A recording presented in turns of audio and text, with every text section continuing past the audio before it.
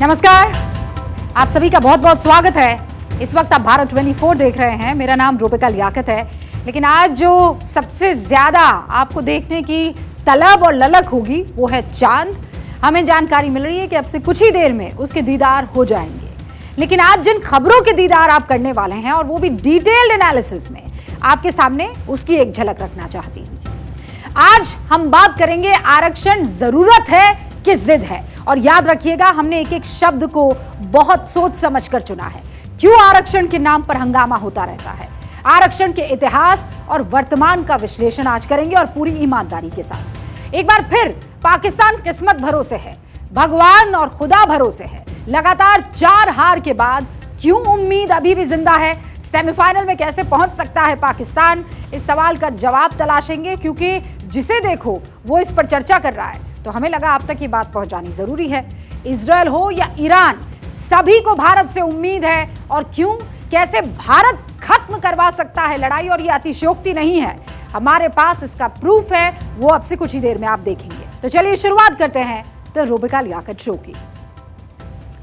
आज आरक्षण को लेकर पूरे देश भर में चर्चा थी और यह चर्चा शुरू हुई महाराष्ट्र से। अल्लामा इकबाल का एक मशहूर शेर है, जमहूरियत वो तर्ज हुकूमत है जिसमें बंदों को गिना करते हैं, तौला नहीं करते। यानी लोकतंत्र के माने हैं संख्या, तादाद। किनकी तादाद? लोगों की, वोटर्स की, लोगों के वोट की ताकत। ये शेर सुनाने का मकसद क्या है ये भी आप आगे जानेंगे। लेकिन उससे पहले महाराष्ट्र में क्या हुआ ये बता दूं। महाराष्ट्र में मराठा आरक्षण की मांग बहुत तेज हो गई है, इतनी कि पूरी सरकार हिल गई है। आपके सामने कुछ तस्वीरें रखती हूं। ये सारा हंगामा मराठा आरक्षण की मांग को लेकर हो रहा है। महाराष्ट्र के मुंबई, बीड़, जालना, परभणी, हिंगोली, छत्रपति संभाजीनगर और इसके अलावा बहुत से ऐसे इलाके जहां पर हिंसा भड़क गई है।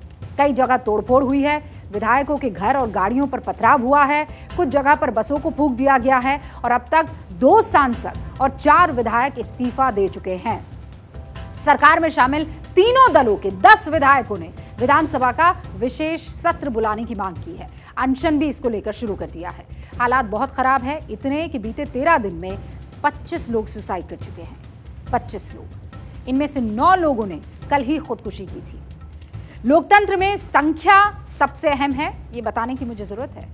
संख्या से ही सरकार बनती और बिगड़ती है।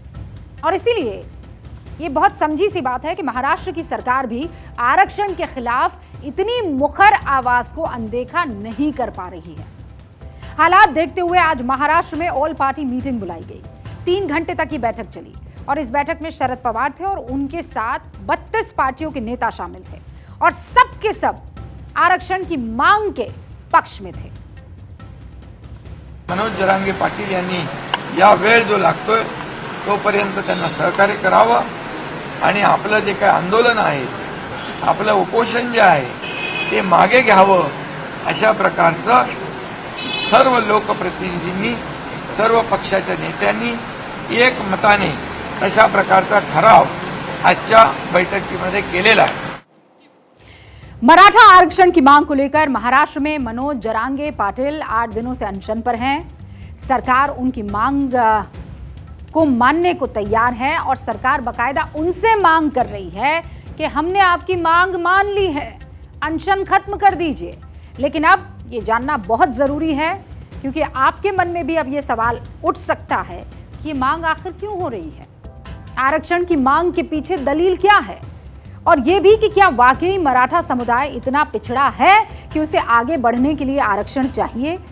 ये कड़े सवाल हैं और इन सारे सवालों का जवाब हमने बहुत खोजबीन के साथ, ईमानदारी के साथ रखा है। पॉपुलर आंसर और सच में बहुत फर्क होता है, ये याद रखिएगा।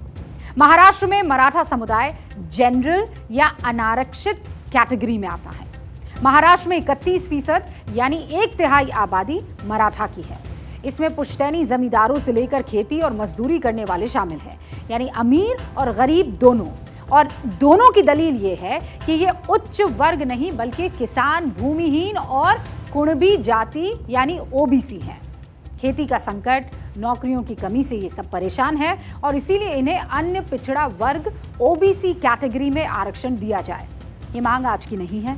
आरक्षण की मांग सबसे पहले 1997 यानी 1997 में उग्र रूप से उठी थी। इसके बाद जून 2014 में भी पृथ्वीराज चव्हाण सरकार ने मराठाओं को 16% आरक्षण दिया था। फिर हुआ ये कि बॉम्बे हाई कोर्ट ने नवंबर 2014 में रोक लगा दी उस फैसले पर। इसके बाद देवेंद्र फडणवीस सरकार ने नवंबर 2018 में 16% आरक्षण बहाल कर दिया। फिर बॉम्बे हाई कोर्ट ने जून 2019 में इसे आरक्षण की 50% सीमा का उल्लंघन बताया और रोक दिया। 16% से इसे 12% करने का सुझाव भी दिया। यह मामला सुप्रीम कोर्ट पहुंचा, जहां मई 2021 में इसे असंवैधानिक बताकर खारिज कर दिया गया। महाराष्ट्र में मराठा आरक्षण की मांग का आधार 26 जुलाई 1902 में कोल्हापुर के महाराजा छत्रपति शाहू जी के फरमान से जोड़ा जाता है। उन्होंने सबसे पहले अपने राज्य में खाली सरकारी पदों पर मराठा, कुणबी और अन्य पिछड़े समूह को 50% आरक्षण देने का फरमान जारी किया था। 1942 से लेकर 1952 तक बॉम्बे सरकार के दौरान भी मराठा समुदाय को 10 साल तक आरक्षण मिला था, लेकिन इसके बाद मामला ठंडा पड़ गया। अब फिर से मराठा आरक्षण की मांग तेज हो रही है और शिंदे सरकार मराठों को आरक्षण देने के लिए संवैधानिक तरीके खोज रही है, लेकिन आंदोलनकारी मान नहीं रहे। ये तो आरक्षण की मांग और सरकार ने जो किया और जो सुप्रीम कोर्ट ने और बाकी कोर्ट्स ने किया वो आपको बता दिया। लेकिन अब सवाल यह है कि क्या वाकई मराठा समुदाय को आरक्षण की जरूरत है? Very important question. इस लिहाज से आपके लिए मराठा समुदाय से जुड़े कुछ आंकड़े मैं रखना चाहती हूं और इसके लिए आपको जरूर ये आंकड़े जानना। हम आपको पहले ही बता चुके हैं कि महाराष्ट्र में मराठा समुदाय की जनसंख्या करीब 1/3 है। 1960 में महाराष्ट्र बनने के बाद से अब तक 20 सीएम में से 11 मराठा समुदाय से रहे। हमेशा आधे से ज्यादा विधायक मराठा समुदाय के जीतते रहे। राज्य के करीब 50% एजुकेशनल इंस्टीट्यूट, 200 चीनी मिलों में से 168 पर और 70% जिला सहकारी बैंकों पर मराठाओं का नियंत्रण है। इन आंकड़ों से समझ लीजिए कि मराठा समुदाय महाराष्ट्र में कितना रुतबा रखता है या उनका कितना से और कितना टेक है। हम ये नहीं कह रहे हैं कि सभी मराठा इतने ताकतवर हैं। इनमें से बहुत से लोग गरीब हैं, पिछड़े हैं, लेकिन गरीब और पिछड़े किस जाति में नहीं है बताइए? क्या जिन्हें हम सवर्ण कहते हैं, जैसे ब्राह्मण हो गए, राजपूत हो गए, कायस्थ हो गए, बनिए हो गए, भूमिहार हो गए, उनमें गरीब नहीं है? क्या वहां पर सभी लोगों को सरकारी नौकरियों और दूसरी जगह में मौके मिल गए हैं? क्या वहां पर गैर बराबरी नहीं है? तो फिर उनको आरक्षण से क्यों वंचित रखा जाए? क्या इसलिए वंचित रखा जाए क्योंकि उनकी जनसंख्या इतनी ज्यादा नहीं है कि केवल उनके वोट भर से सरकार बन या बिगड़ जाए? लेकिन कुछ सालों से देखने में आया है कि जो जातियां दबंग रही हैं, आरक्षण मांगने की एक प्रवृत्ति या एक सिलसिला उनमें चल पड़ा है। इस बारे में आगे हम बात करें उससे पहले मैं आपको केंद्रीय मंत्री नितिन गडकरी, जो कि खुद महाराष्ट्र से ताल्लुक रखते हैं, नागपुर से सांसद हैं, उनका बयान सुनाना चाहती हूं, जिसे आपको सुनना चाहिए। और आज ही उनसे बातचीत में मराठा आरक्षण को लेकर जो सवाल पूछा गया, उन्होंने क्या कहा, सुनिए। मराठा रिजर्वेशन आंदोलन वहां पर आप जानते हैं बहुत पुरजोर तरीके से चल रहा है और आपकी सरकार फंसती हुई वहां पर नजर आ रही है। महाराष्ट्र एक प्रगतिशील, समृद्ध और संपन्न राज्य है और देश के इतिहास में पूरे देश को सामाजिक विचार देने में महात्मा ज्योतिबा फुले, डॉक्टर बाबा साहेब अम्बेडकर, राजर्षि शाहू महाराज ये महाराष्ट्र से हुए। स्वातंत्र्यवीर सावरकर, लोकमान्य तिलक, छत्रपति शिवाजी महाराज महाराष्ट्र से हुए। और ऐसे पुरोगामी प्रगतिशील महाराष्ट्र में जात के आधार पर जो कुछ हो रहा है वो दुखद और दुर्भाग्यपूर्ण है और निश्चित रूप से हमारी सरकार इस मामले को सुलझाने की कोशिश कर रही है। मामला बहुत संवेदनशील है, पर मेरा विश्वास है कि एकनाथ शिंदे जी के नेतृत्व में काफी चर्चाएं हो रही है। इसमें से जल्दी ही मामला सुलझेगा, ऐसी मैं उम्मीद रखता हूं। जल्दी मामला सुलझेगा ऐसी वो उम्मीद रखते हैं। उम्मीद पूरे महाराष्ट्र को है और सिर्फ महाराष्ट्र ही नहीं, हिंदुस्तान को है।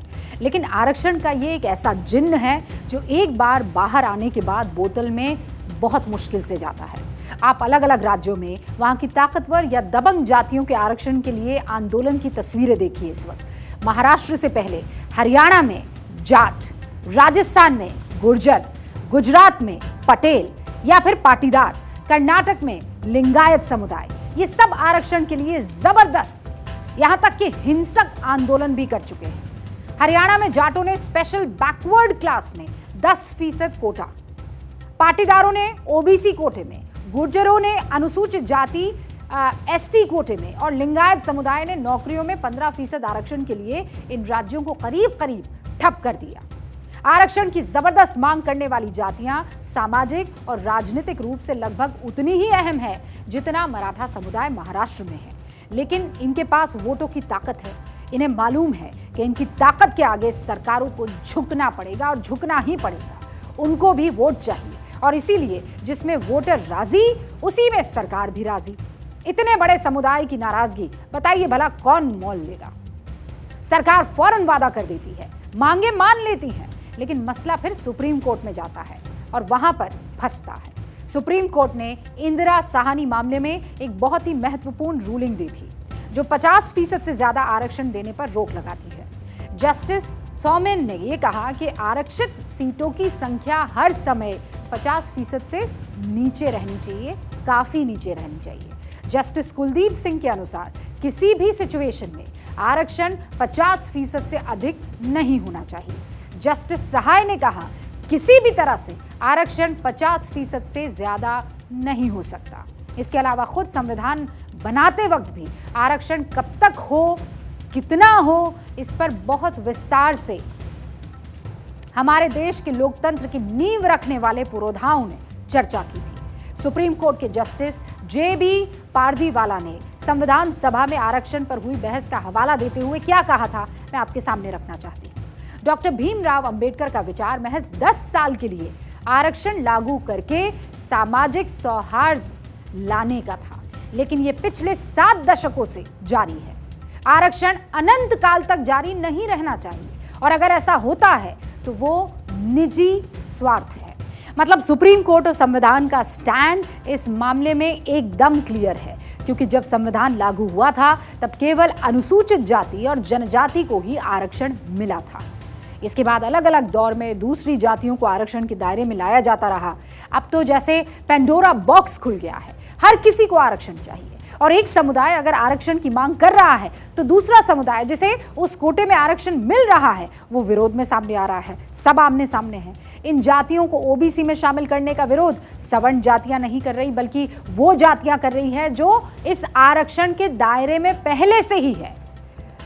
हमने ये हरियाणा में देखा जब सैनी और दूसरी ओबीसी जातियों ने जाट आरक्षण का विरोध किया। गुजरात में देखा पाटीदार कोटे के खिलाफ ठाकोर समुदाय ने मोर्चा खोला। महाराष्ट्र में देखा दूसरी ओबीसी जातियां मराठों को कुणबी जाति का सर्टिफिकेट देने का विरोध कर रही हैं। लेकिन जिस तरह आरक्षण की मांग फैलती जा रही है वैसे वैसे ये सवाल भी उठ रहा है कि आखिर ये आरक्षण कब तक, बताइए। हर 10 साल बाद संसद 10 साल के लिए आरक्षण को बढ़ा देती है। इसमें हो क्या रहा है आप जानते हैं? हो ये रहा है कि आरक्षण का फायदा लेने वालों का भी एक खास वर्ग तैयार हो गया है।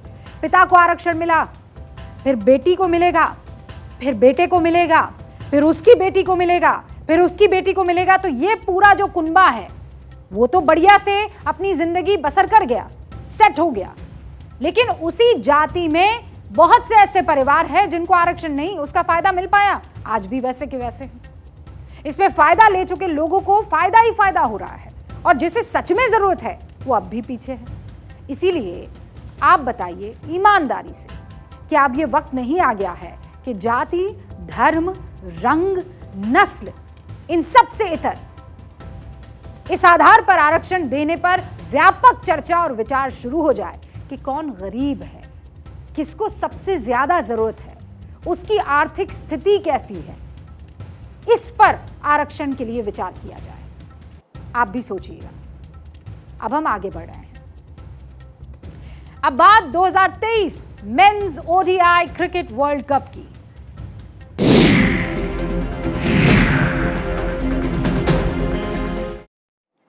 पूरे देश देश में या ये कहें कि पूरी दुनिया में क्रिकेट फैंस की नज़र भारत में हो रहे क्रिकेट विश्व कप पर टिकी हुई है।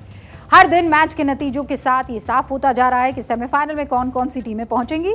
अब किसी टूर्नामेंट में कौन सी टीम फाइनल या सेमीफाइनल में पहुंचती है, ये उस टूर्नामेंट में सबसे बेहतर खेल पर निर्भर करता है, या उस टूर्नामेंट में सबसे बेहतर कौन सी टीम खेलती है जो विरोधी टीमों को धूल चटाती है। बहुत सिंपल है। ठीक इसी तरह मौजूदा विश्व कप में भी कुछ टीमें हैं जो शानदार प्रदर्शन के आधार पर विश्व कप के सेमीफाइनल में जगह बनाती हुई दिख रही है, जैसे अपना भारत ने अभी तक 6 मैचेस इस टूर्नामेंट में खेले हैं और सभी 6 मैचेस जीतकर सेमीफाइनल में लगभग जगह अपनी पक्की कर ली है। मौजूदा पॉइंट टेबल अगर आप देखें तो साउथ अफ्रीका, ऑस्ट्रेलिया सेमीफाइनल में जाती हुई दिख रही है, लेकिन एक टीम इस टूर्नामेंट में है जो खेल के भरोसे नहीं, खुदा के भरोसे, कुदरत के निजाम के भरोसे सेमीफाइनल में खुद जो है पहुंचना चाहती है, और वो कोई और नहीं है, पड़ोसी पाकिस्तान। अब ये कुदरत का निजाम क्या है, पहले ये आपको बताती हूँ, फिर पाकिस्तान के बेहाल प्रदर्शन और पाकिस्तानी खिलाड़ियों की हो रही फजीहत पर बात करेंगे। दरअसल कुदरत के निजाम का मतलब होता है ऊपर वाले की मर्जी। इस पर तो हम सब अकीदा रखते हैं। इस शब्द का जिक्र हो क्यों रहा है, आप कहेंगे रूबिका ज़बरदस्ती आप कुदरत के निज़ाम की बात कर रही हैं। अरे भाई, मैं नहीं कर रही हूँ। आज से 1 साल पहले 2022 में ऑस्ट्रेलिया में क्रिकेट का T20 विश्व कप हुआ। उस टूर्नामेंट में पाकिस्तान अपने ग्रुप मैच में भारत और जिम्बाब्वे से हार गया। इसके बाद साफ लगने लगा कि पाकिस्तान अब टूर्नामेंट से बाहर हो जाएगा, लेकिन हालात ऐसे बदले कि दक्षिण अफ्रीका जो पाकिस्तान वाले ग्रुप में ही था, वो नेदरलैंड जैसी कमजोर टीम से हार गया और पाकिस्तान सेमीफाइनल में पहुंच गया। उसके बाद पाकिस्तानी क्रिकेट फैंस के साथ ही पाकिस्तान टीम के कोच सकलेन मुश्ताक ने इसे कुदरत का निजाम बताया, तो कप्तान बाबर आजम ने अल्लाह की मर्जी। नहीं, ये बात तो सही है कि जो कुछ भी है वो अल्लाह की मर्जी से है। पाकिस्तान लगभग बोरिया बिस्तर समेटकर घर जाने वाला था, तब की बात बता रही हूँ, लेकिन दक्षिण अफ्रीका पुरानी कहानी दोहरा बैठा। चोकर्स वो साबित हुए, नेदरलैंड से मुकाबला हार गए और पाकिस्तान की लॉटरी लग गई। पाकिस्तान अपने खेल के दम पर नहीं बल्कि कुदरत के निजाम के भरोसे यानी अल्लाह की वजह से सेमीफाइनल में पहुंच गई। हालांकि तब पाकिस्तान फाइनल में इंग्लैंड के हाथों हार गया। अब उस बात को 1 साल बीत चुका है। आज क्यों इसका जिक्र कर रही हूं? पाकिस्तान टीम वो साल भर पहले भी ऐसी थी, आज भी वैसी है। मेहनत नहीं करनी है, सब कुछ अल्लाह भरोसे छोड़ देना है। जब मौजूदा विश्व कप शुरू हुआ था तो पाकिस्तान को फेवरेट कहा जा रहा था, क्योंकि भारत और पाकिस्तान का जो माहौल है क्रिकेटिंग का वो एक जैसा है, तो पाकिस्तान को अन्य विदेशी टीमों के मुकाबले एडवांटेज मिलने की बात हो रही थी। लेकिन पाकिस्तान है। कभी पाकिस्तानी फैंस की नजरों में विराट कोहली के बराबर माने जाने वाले दुनिया के नंबर 1 बल्लेबाज बाबर आजम की कप्तानी में जब पाकिस्तान की टीम भारत पहुंची तो वो दुनिया की नंबर 1 टीम भी थी, मत भूलिए।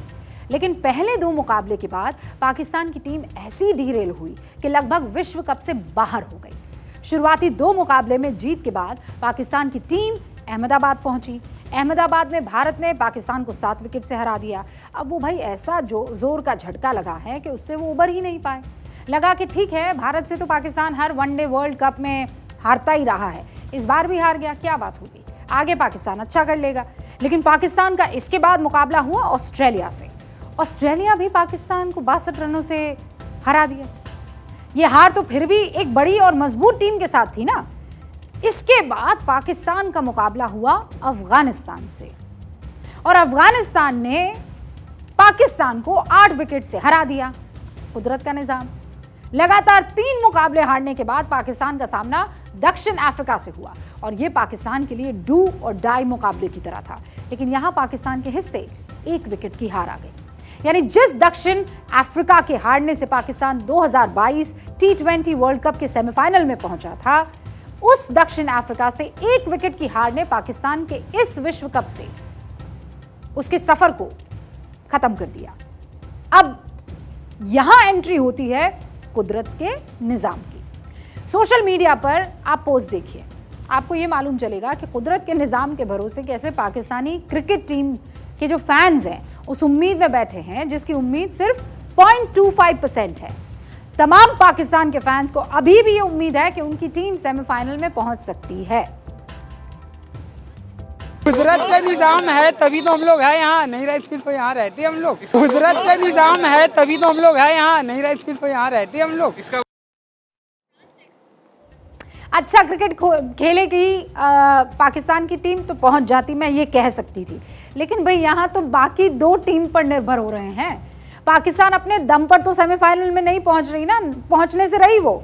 अगर पाकिस्तान के अभी भी सेमीफाइनल में पहुंचने की उम्मीद है तो सिर्फ उस रास्ते से जो मैं आपके सामने रख रही हूँ। पहले तो अपने बचे दोनों मुकाबले वो जीत ले, जिसके बाद पाकिस्तान 10 पॉइंट तक पहुंच जाएगा। लेकिन सिर्फ खुद के मैच जीतने से पाकिस्तान सेमीफाइनल में नहीं पहुंचेगा, ये तो पहला ब्रैकेट है जो फुलफिल होगा। इसके साथ ही पाकिस्तान को दूसरी टीमों के हारने का भी इंतजार करना होगा।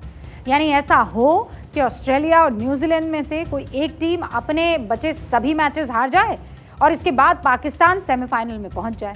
यानी भारत, दक्षिण अफ्रीका, ऑस्ट्रेलिया और न्यूजीलैंड अपने अपने मैचेस जीतकर सेमीफाइनल में पहुंचेंगे और पाकिस्तान खुद के मैच जीतने और दूसरी टीमों के मैच हारने के बाद ही सेमीफाइनल में पहुंच सकेगा। इसे कहते हैं जब मौका था तो कैच टपका रहे, गाजा के लिए समर्थन जुटाते रहे, और अब जब मौका हाथ से निकल गया है तो अल्लाह से उम्मीद कर रहे हैं और किसी चमत्कार के भरोसे बैठे हुए हैं। ये पाकिस्तानी क्रिकेट टीम का नया फलसफा इस वक्त बनता हुआ दिख रहा है। खाने के लिए तो जी तोड़ मेहनत करेंगे, लेकिन जीतने के लिए अल्लाह की तरफ नजरें बुलंद कर देंगे। आगे बढ़ते हैं।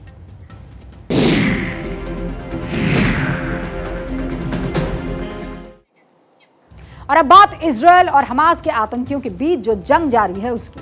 सबसे पहले इस जंग में अपडेट जान लीजिए। जंग का 26वां दिन है। इजरायल के हमलों में गाजा पट्टी के 8,600 लोगों की मौत हो गई है।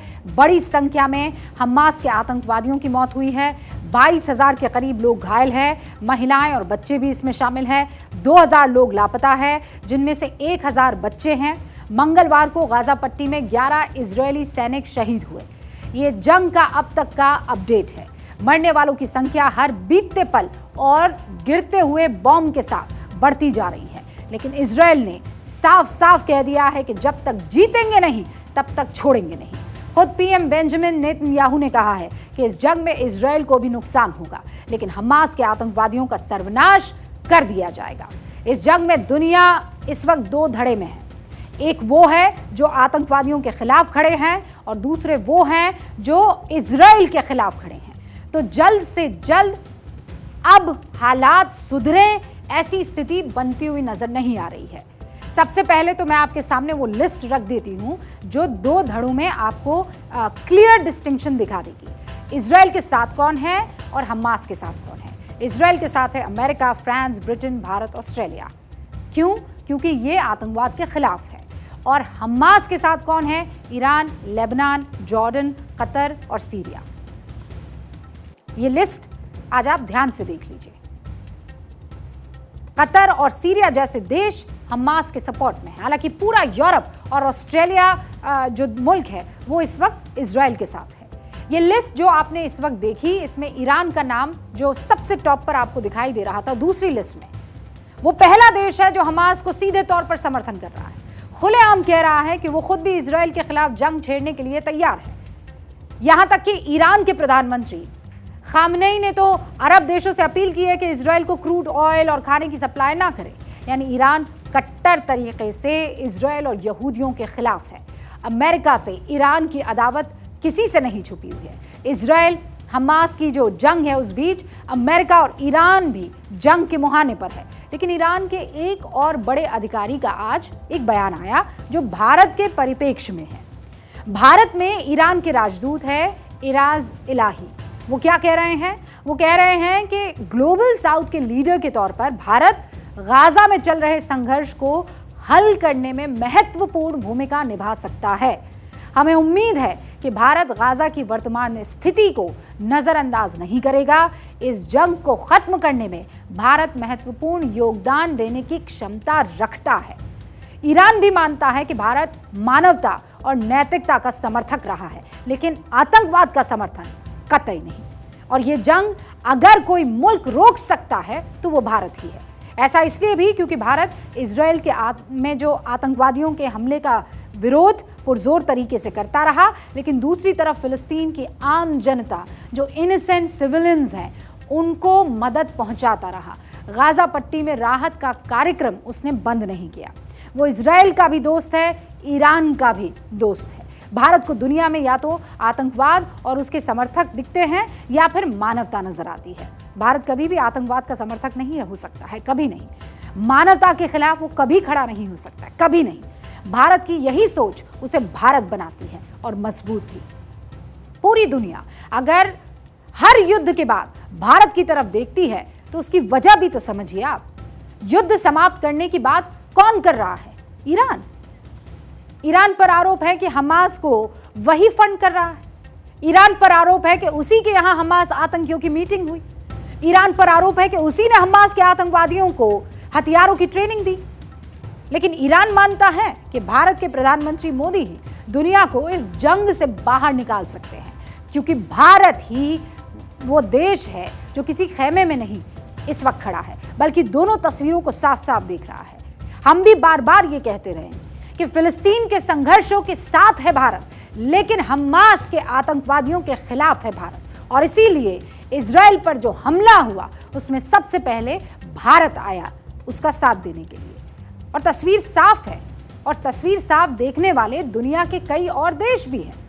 अब आपके सामने एक मैप रखती हूं और मैप के जरिए बताती हूं कि कैसे कौन कौन है जो इस जंग में तस्वीर को और साफ कर रहा है। एक नक्शा आपके सामने रखती हूं। इस नक्शे को देखिए, आपको इजराइल दिखाई दे रहा है, उसके बाद जॉर्डन लाल रंग में, फिर उसके ऊपर आपको सीरिया लाइट ग्रीन में, और सऊदी अरब और ऑलिव में आपको दिखाई दे रहा है। फिर सीरिया से लगता हुआ लेबनान, और ये राफा बॉर्डर है। और फिर ये छोटा सा इलाका जो है, ये देखिए ये वाला यहाँ की तरफ, ये है गाजा पट्टी यहाँ पर, और इसी से लगती हुई इजिप्ट की बॉर्डर है। अब ये सारे मुल्क आपको बताने के पीछे मंशा क्या थी, वजह क्या थी? चाहे आप सीरिया ले लीजिए, चाहे आप जॉर्डन ले लीजिए, चाहे आप मिस्र ले लीजिए, या फिर सऊदी अरब ले लीजिए, ये सारे के सारे मुल्क क्या कह रहे हैं? देखिए, हम क्लियरली ना तो आपके पक्ष में हैं ना सामने वाले के विरोध में हैं। और क्या कह रहे हैं? अगर मान लीजिए गाजा पट्टी पे रहने वाले तमाम लोगों के पक्ष में होते तो फिर आसपास के इलाकों को खोल दिया जाता। मिस्र, ये रही राफा बॉर्डर है ना, वहां से आप सीधा मिस्र में एंट्री कर जाते। लेकिन क्या ऐसा है? क्या ये लोग तैयार हैं? ये सबसे महत्वपूर्ण सवाल है और उसका जवाब आपको मिलने वाला है। इजराइल, उसके आगे पीछे के सारे मुल्क, इसकी जो चारों तरफ की जमीन है उससे सटे हुए सारे मुल्क किसी भी कीमत पर शरणार्थियों को लेने में गुरेज कर रहे हैं। गाजा से सटा राफा बॉर्डर इजिप्ट नहीं खोल रहा है। क्यों? क्योंकि वो जानता है कि बॉर्डर खोली तो फिलिस्तीनियों की आड़ में हमास के आतंकी भी हो सकता है मिस्र में घुस आए। कुछ साल बाद वहां भी कट्टरतापन अपने लगे। आज मिस्र ने बॉर्डर खोला है, लेकिन वो सिर्फ विदेशी पासपोर्ट होल्डर्स के लिए है। दूसरी तरफ अगर आपको ले चलूं, जॉर्डन, वापस दिखाइए। जॉर्डन जो है जेरूसलम में हरम अल शरीफ पर शासन करता है, किंगडम ऑफ जॉर्डन। और जो क्वीन ऑफ जॉर्डन है उन्होंने बाकायदा ये कहा कि हम जो है फिलिस्तीनियों के साथ है। लेकिन क्या शरणार्थी किंगडम ऑफ जॉर्डन ले रहा है? ये देखिए ना, बिल्कुल लगता हुआ है। यहाँ जेरूसलम से अगर आप देखेंगे ना तो आपको जॉर्डन दिखाई देगा। वहाँ पे मतलब किंग ऑफ जॉर्डन की तरफ से जो 7 स्टार होटल है वो साफ तौर पर दिखाई देता है माउंटेन ऑफ ऑलिव्स के नज़दीक में। लेकिन आप मुझे बताइए, क्या वो लेने को तैयार है? ना, नहीं लेगा जॉर्डन भी। ये जरूर कह रहा है कि हम फिलिस्तीनियों के साथ है। अरे लगती हुई बॉर्डर है भाई, ले लो ना, फिर उनकी मदद करो। लेकिन गाजा पट्टी से शरणार्थी बुलाने को लेकर ये लोग चुप है, पिन ड्रॉप साइलेंस। अब जॉर्डन के बगल में क्या है? सऊदी अरब, बगल ही में सऊदी अरब है, मरकज है ये इस्लाम का। लेकिन गाजा पट्टी से शरणार्थी बुलाने की कोई बात की है सऊदी अरब ने? बल्कि वो तो 2034 का फीफा वर्ल्ड कप आयोजित करने की तैयारी में है, बिजी है भाई वो लोग। ये लेबनान है। अब इस वक्त देखिए आप, उधर वहां ब्लू कलर में छोटा सा मुल्क आपको दिखाई दे रहा होगा, ठीक इजराइल के ऊपर भूमध्य सागर से लगा हुआ। तो लेबनान, जहां हिजबुल्लाह इजराइल के खिलाफ जंग लड़ रहा है, शरणार्थी लेगा? चुप। ये नाम जो मैं अभी इस वक्त गिनवा रही हूं, ये वो नाम है जो इजराइल के खिलाफ खड़े हैं, लेकिन शरणार्थी बुलाने के लिए कोई तैयार नहीं। और ऐसा भी नहीं है कि इन देशों की आर्थिक स्थिति बड़ी खराब है, फिर क्यों डर लग रहा है? And where is the Muslim brotherhood? आंकड़ों में ही आप जान लीजिए कि किसके हिस्से कितने लोग आएंगे। गाजा पट्टी के करीब 21 लाख लोग हैं। हमास के हिमायती देश कितने हैं? मिस्र है, जॉर्डन है, लेबनान है, सीरिया है, ईरान है, सऊदी अरब, इसमें तुर्की भी चलिए शामिल कर लीजिए, यानी 7 देश हैं। तो सब 3-3 लाख शरणार्थी आपस में बांट लेना। लेकिन ऐसा नहीं करेंगे, क्योंकि ये देश खुद चैन से रहना चाहते हैं। अपने देश में कोई कत्लेआम नहीं चाहते हैं, कट्टरता नहीं चाहते हैं, मगर दुनिया के किसी और देश में कत्लेआम हो तो इन्हें कोई फर्क नहीं पड़ता है। दरअसल ये सभी देश उन आतंकवादियों का समर्थन नहीं करना चाहते जो अपने ही लोगों की भलाई के लिए काम नहीं कर सके। और ऐसा मैं क्यों कह रही हूं? गाजा पट्टी में जिन सुरंगों में ये आतंकी छिपे हुए हैं ना, ये सुरंगें देख लीजिए, आलीशान सुरंगें हैं। जमीन के 100 से 150 फीट नीचे ये सुरंगें हैं। इनकी लंबाई कितनी है? 300 मील लंबी कही जा रही है। अब आप खुद सोचिए, इतना बड़ा टनल नेटवर्क बनाने में कितना पैसा खर्चा हुआ होगा। आपको एक एग्जाम्पल दे देती हूं। साल 2015 में 1 किलोमीटर अंडरग्राउंड टनल बनाने में दिल्ली मेट्रो को 552 करोड़ रुपए का खर्च करना पड़ा। और अगर गाजा पट्टी में हमास की सुरंग को साधारण भी मान लूं मैं, तो भी 1 किलोमीटर सुरंग बनाने में 100 करोड़ तो खर्च हुए होंगे। यानी 300 मील का खर्च कितना आया होगा? 48,200 करोड़ रुपए।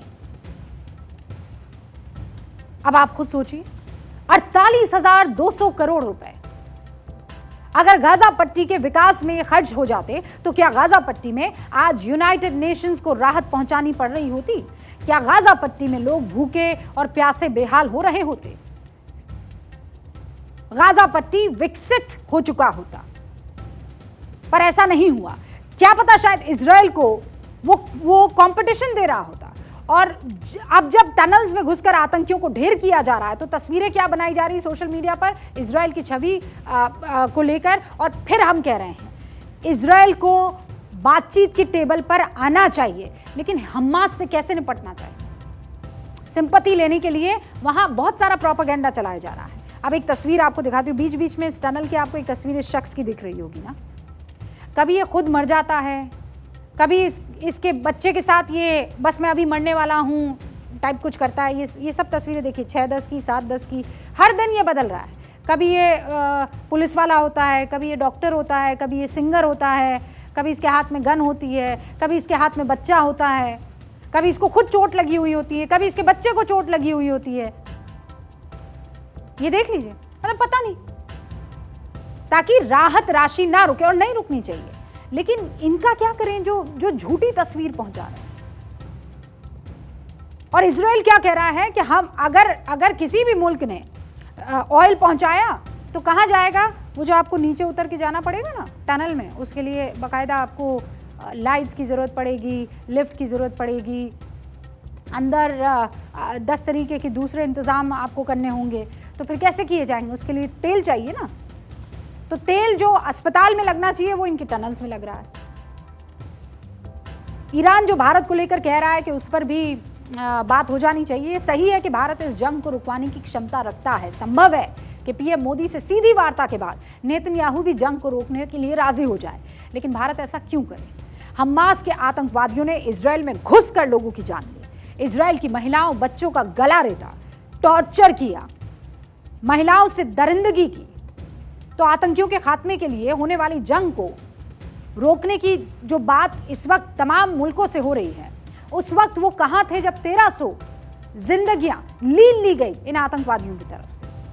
जंग तभी रुक सकती है जब आतंकवाद का डर खत्म हो जाए। और क्या वो होगा, इसका जवाब उन तमाम लोगों को देना है जो इस वक्त हिमायती आतंकवादियों के बने बैठे हैं। फिलिस्तीन के संघर्षों के साथ है, लेकिन हमास के नहीं।